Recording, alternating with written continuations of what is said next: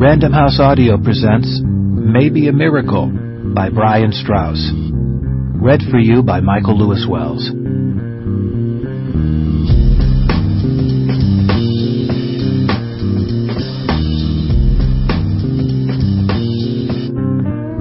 There's a bow tied around my neck and I'm dying for a smoke.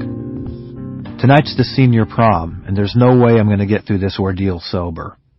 I wouldn't be going at all, but I promised my girlfriend Emily.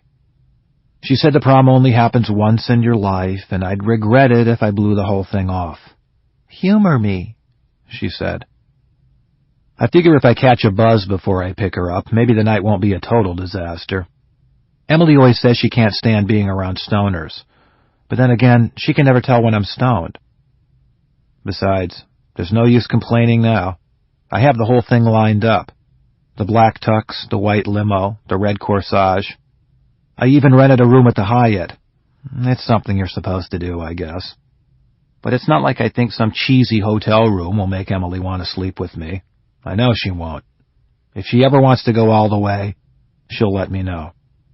Her parents left her home alone for an entire weekend last month, and she still wouldn't put out. A hotel room isn't going to make any difference. The most we ever do is kiss, sometimes until our lips are chapped.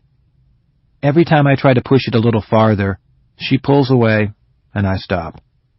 Supposedly most guys don't, like the guys she used to go out with.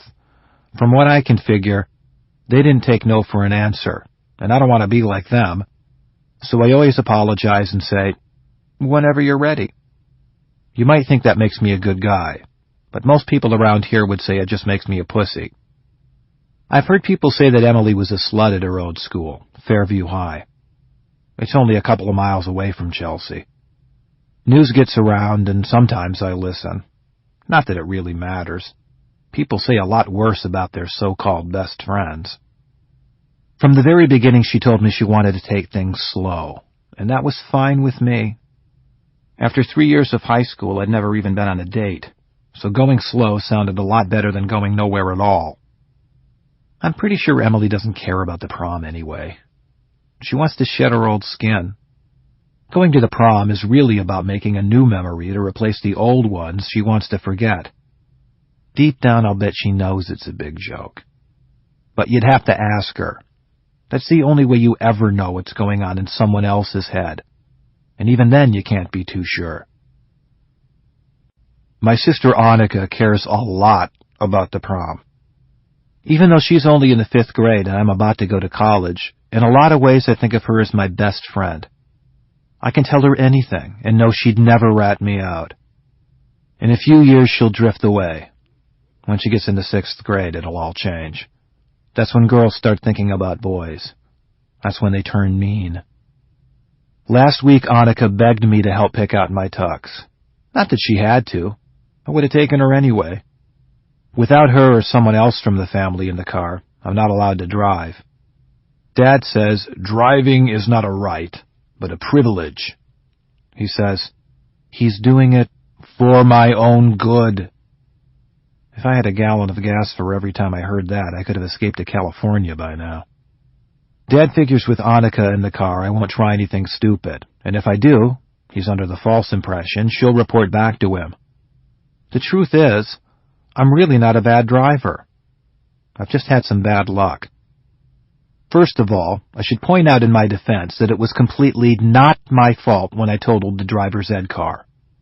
That distinction belonged to Mr. Bailey, the so-called instructor. He was hard to take seriously. After all, no one grows up wanting to be a driver's ed instructor. In order to get that job, some serious vocational errors must be made along the way. Throw in the facts that he smelled like broccoli, never cleaned his glasses, and spoke often of Freemasonry, and it's not so hard to see how it came to this. Maybe I was going a little too fast, but I only wanted to get out of the car. Bailey was babbling on and on about how fluoride is the main ingredient in rat poison. It lowers your IQ, crumbles your bones, and causes cancer. People think it's the TV that makes everyone slaves to the system, but it's the fluoride. After a while, he wasn't so hard to tune out. Later, Mr. Bailey would tell the cops, "I told him to slow down." More than once he said that. Even though he wasn't at the wheel, Mr. Bailey was in control. He had his own set of brakes.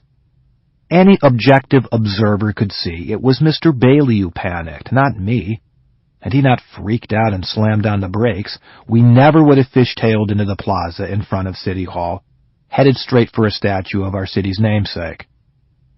When Christopher Columbus hit the ground, his head fell off and rolled down Front Street. No one got hurt, but everyone acted like it was a sign of the coming apocalypse.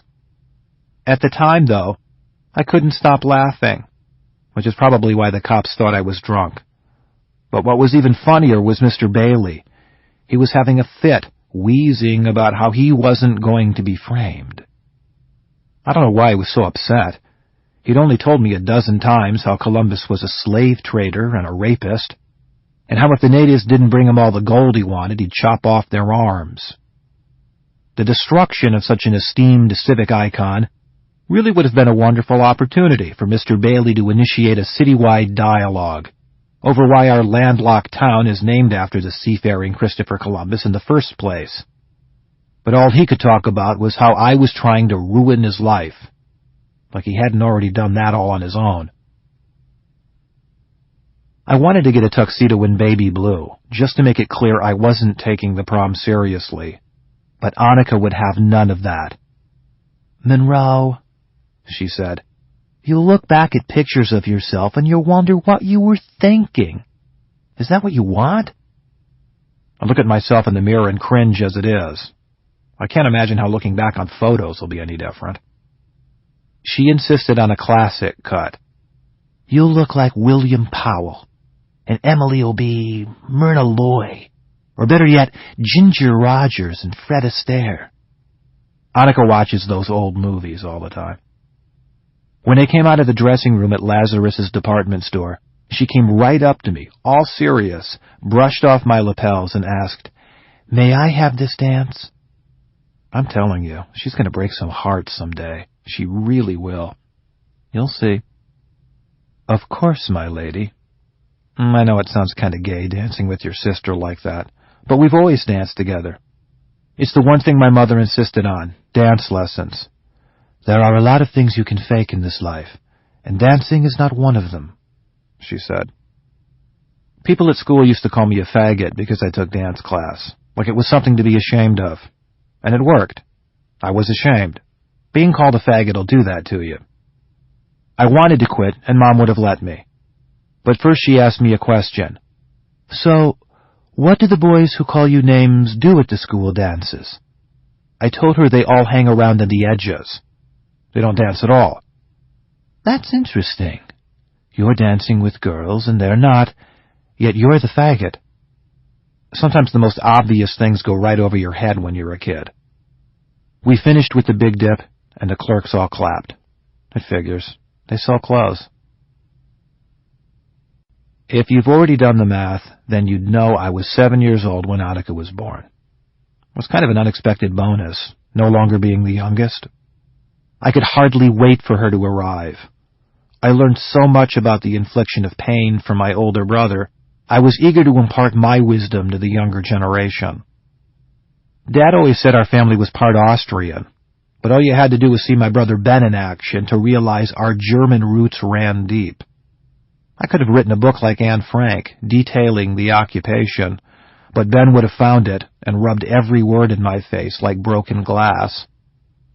I'm ashamed to admit that I, the persecuted, became the persecutor. When Annika was 5 years old, she won a goldfish at the Ohio State Fair by tossing a ping-pong ball in his bowl. She named him Ping. For 3 weeks, she took that goldfish with her wherever she went. She put his bowl in her wagon and walked him around the neighborhood like he was a dog. Maybe I couldn't handle seeing her so happy. Maybe it annoyed me to hear the neighbors say how cute she looked, like they used to say about me. Maybe I was just being a boy. All I know is that it didn't go down the way I planned. The thing is, I thought it'd be funny. So I dumped the fish in the blender and made... Sample complete. Ready to continue?